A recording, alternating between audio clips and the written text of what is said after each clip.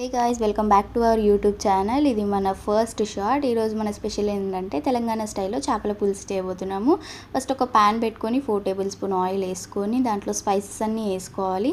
దాని తర్వాత ఆనియన్, పచ్చిమిర్చి, అల్లం వెల్లుల్లి పేస్ట్, పసుపు వేసుకున్న తర్వాత ఫిష్ పీసెస్ అన్నీ ఇందులో వేసుకోవాలి. ఇవి ఒక 10 మినిట్స్ కుక్ అయిన తర్వాత వాటిని మెల్లగా తిప్పుకోవాలి, ఎందుకంటే విరిగిపోతాయి కాబట్టి.